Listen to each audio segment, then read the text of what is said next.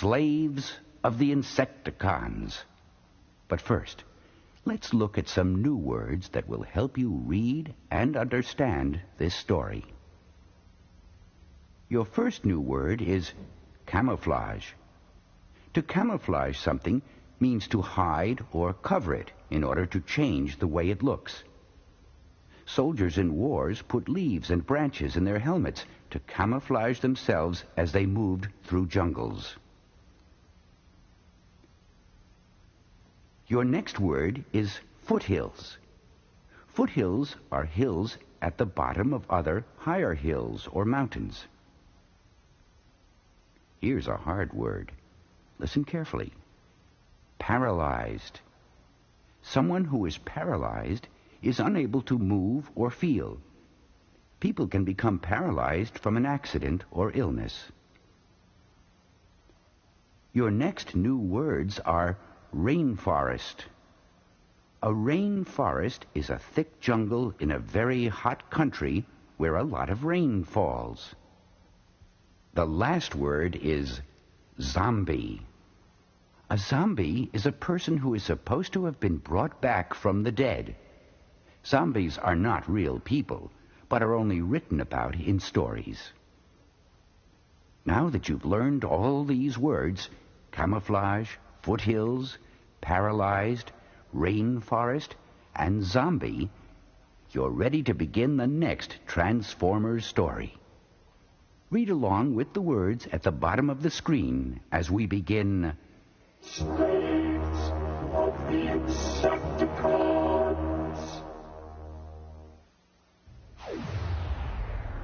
The Autobot superjet flight roared into the western Pacific sky as the huge red fireball that was the sun began slipping quickly below the horizon. The superjets had refueled from their supply base on the island of Guam and were now ready to continue patrolling. This continuous patrolling was necessary to prevent the evil Decepticons from carrying out their deadly aims, the destruction of the Autobots, the occupation of Earth, and the conquest of the universe. Skyfire, the Autobot flight leader, ordered the other superjets to test fire their weapons. Once that was done, things settled into a peaceful, routine patrol. However, in the western sky, Skywarp, the sneaky Decepticon warrior, had plans to interrupt that peaceful patrol. He and two other Decepticon warriors came hurtling out of the setting sun in a surprise attack, blasting the Autobots with null rays and machine gun fire. Then, before the Autobots could react, they broke off the action and streaked away to the east. Skyfire immediately turned east and gave chase. In the dimness of the Autobot command center, there was puzzled reaction to the strange Decepticon behavior. The glowing green monitor screens that had been following the battle told Optimus Prime, the noble and fearless Autobot leader, what was happening, but not why it was happening. Prowl, Optimus Prime's right-hand robot, was just as confused as he pointed out, "The Decepticons have fired their engines afterburners. Shall I order Skyfire to do the same and continue the chase?" Optimus Prime thought for a moment, then replied, "No, Prowl. Let them go. Fuel is too precious for us to burn it up on a useless chase. We need to figure out what the Decepticons are up to first, or we might be drawn into a trap of some sort." "Well, there's one thing we know for certain," Prowl continued. "This pattern of attacking and then running is becoming a common occurrence in countries bordering on the Pacific Ocean. What could be the Decepticons' reasoning?" The following day, the Decepticons once again struck an Autobot patrol in their usual confusing fashion, this time southeast of the Pacific island of Sumatra. Led by the warrior Starscream, the Decepticons blew two Autobot superjets out of the sky, then turned tail and disappeared into the western foothills of the Himalaya Mountains. The Autobots took off in hot pursuit. Although these strange actions held no reason for the Autobots, they had a clear purpose for the Decepticons: to keep prying Autobot eyes away from the island of Buru. Anyone flying quickly over Buru would see nothing more than a tropical rainforest-covered dot in the southwestern Pacific Ocean. Anyone could fly over it 100 times and never give it a second glance. But the Decepticons were taking no chances of anyone coming there even once, for Buru was a gold mine, or perhaps more accurately, an oil mine. For the Decepticons, the accidental discovery of an oil supply on Buru was a great boost to their evil plans. And the fact that the oil was especially pure and plentiful thrilled the Decepticons beyond their wildest imagination. Because that fuel meant life to the Decepticons, because it meant more wars and more conquests, the Decepticons had eagerly hacked out a mining camp in the steaming green jungle that covered the island. It had been a dangerous and difficult job, one that had been assigned to those Decepticons most able to stand the jungle's dirt and smells. It had been assigned to the Insecticons. It was the Insecticons who had defeated the local natives and turned them into slaves. It was the Insecticons who had set up the oil mining operation on Buru. As the mines pumped oil to the surface, they were pumping new life into the Decepticon plans to conquer the universe. Like any mining town in such a faraway location, the one on Buru was a rough and dangerous place. However, activity flowed peacefully and without interruption because the Insecticon guards, led by Venom, were always on patrol to make certain of it. All the work was carried out by the island natives and any stray Autobots that had been captured by the Decepticons. On the surface, the workers appeared to be normal and content as they went about their work. However, on closer inspection, it was clear that they had been turned into zombie-like creatures. They carried out orders without question because their willpower and resistance had been crushed, paralyzed by the poisonous fluid injected into them by Insecticon stingers. It was a fluid so powerful that it turned both humans and Autobots into powerless slaves.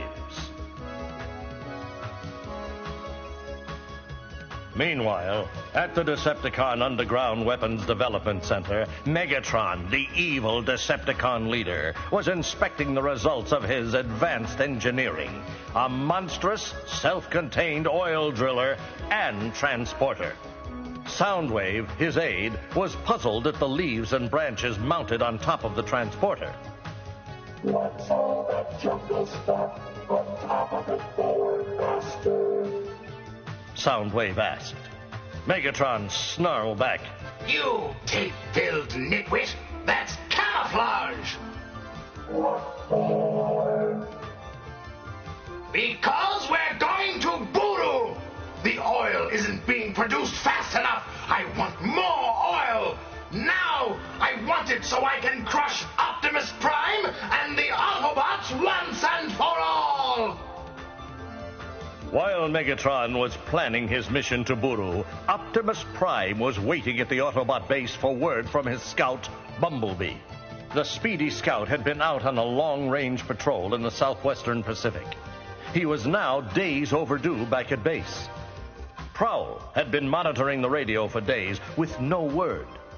Now, as he removed his headset, he shook his head at Optimus Prime and reported, Still nothing, Chief.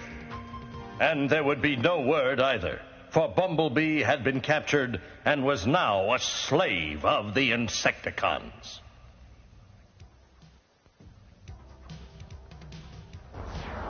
As the huge Decepticon oil driller and transporter circled over Buru, Soundwave received an urgent message from the island. Jumping up quickly, he announced to Megatron, Has refused to pump the oil any faster. He says it's impossible. Megatron flew into a rage. That miserable Insecticon! How dare he challenge my authority? I'm Megatron, after all!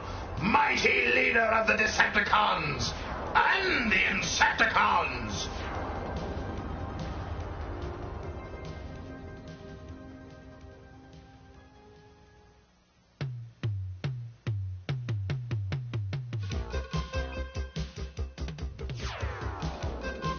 Once the transporter had landed and was safely camouflaged in the jungle, Venom came on board and faced Megatron on the command deck. Seeing the deadly glare in the Insecticon leader's eyes, Megatron whispered to Soundwave. You talk to him. You seem to have a way with insects. What's wrong with him, anyway? Be suspicious, Master. Soundwave whispered back, never taking his eyes off Venom, who continued to stare at them. He probably thinks you want to take away his command. I don't think he's too happy with the idea of you using this machine either. He isn't he? Megatron snarled, raising his voice. Well, I'm the leader around here, and I'll decide what... Megatron was suddenly interrupted by the ringing of the emergency alarm, indicating an urgent message coming in. Soundwave switched on the monitor, then shouted, Look, Master, it's Optimus Prime and the Prowl. They're overnight approaching the island. Should we blast them out of the sky? No. Megatron answered with an evil grin. Let them come on in. Venom can put them to work also.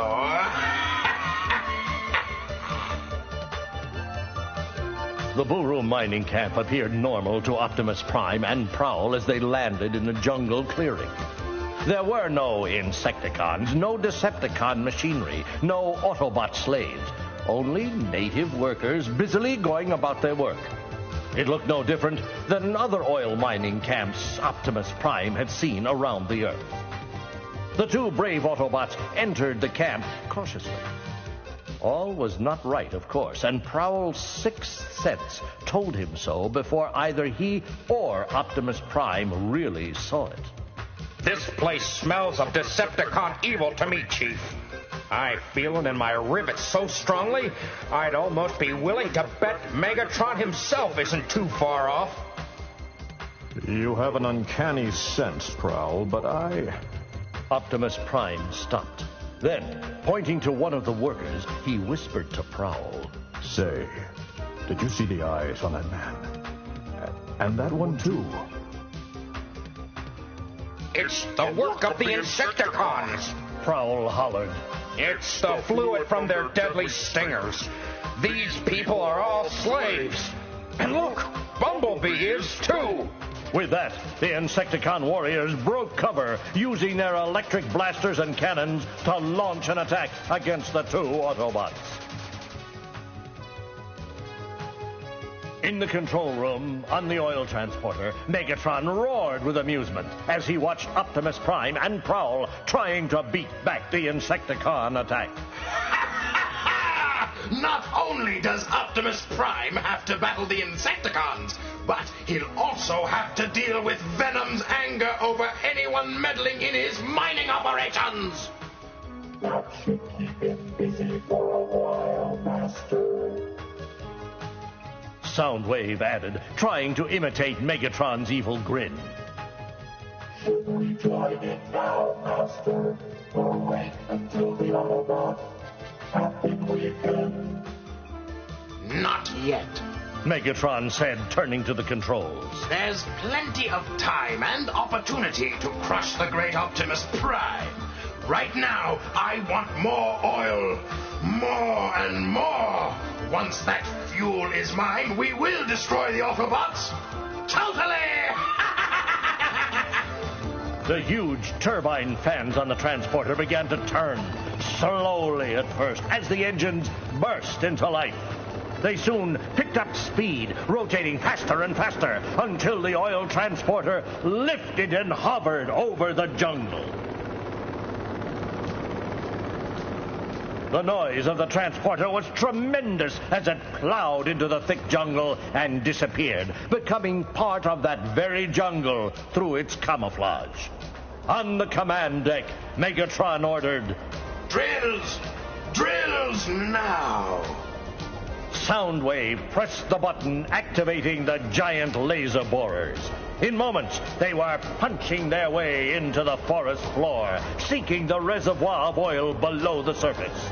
Meanwhile, back at the mining camp, Prowl told Optimus Prime urgently, Chief, we can't hold our position here much longer. What should we do? Don't worry, Prowl. I planned for an emergency like this. I realized we were going to search a jungle area, so I came prepared with backup forces. And here they are now. Optimus Prime pointed up to the sky. The Dinobots! Prowl exclaimed with relief.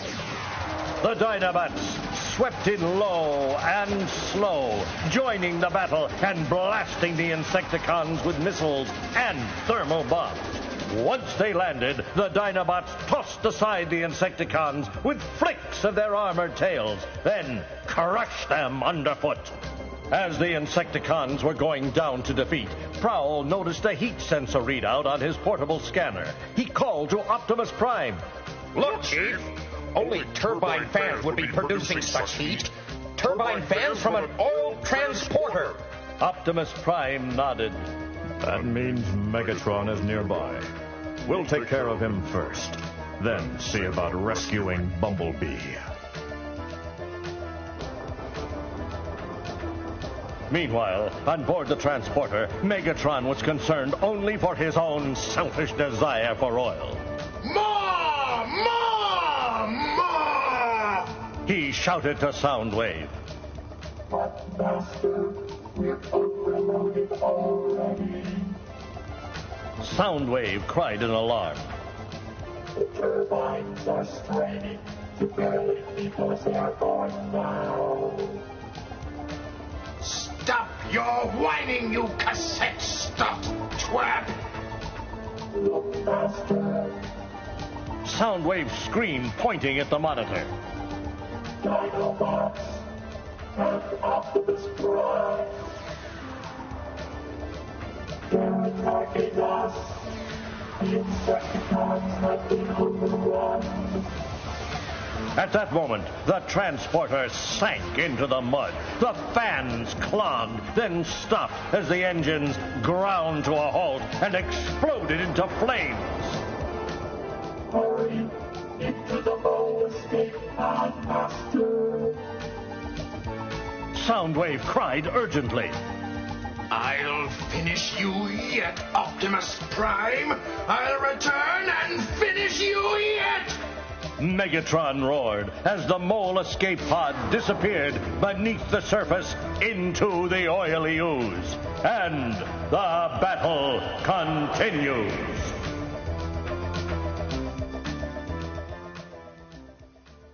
And we'll continue now with the remembering game to see how much you remembered from Slaves of the Insecticons. Here's your first question. Where were the Decepticons making their attacks on the Autobots? Are you thinking? Get ready now to choose your answer. Was it 1, over countries bordering the Pacific Ocean? Was it 2, all over the universe? Or 3, on the island of Buru? The answer is 1. The Decepticons were making their attacks on the Autobots over countries bordering the Pacific Ocean. Here's the next question. Why were the Decepticons attacking and then running away? Was it 1, to destroy as many Autobots as they could? Or 2, to keep the Autobots away from the island of Buru?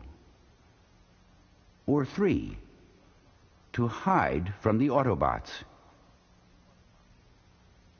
Did you remember that the answer was 2?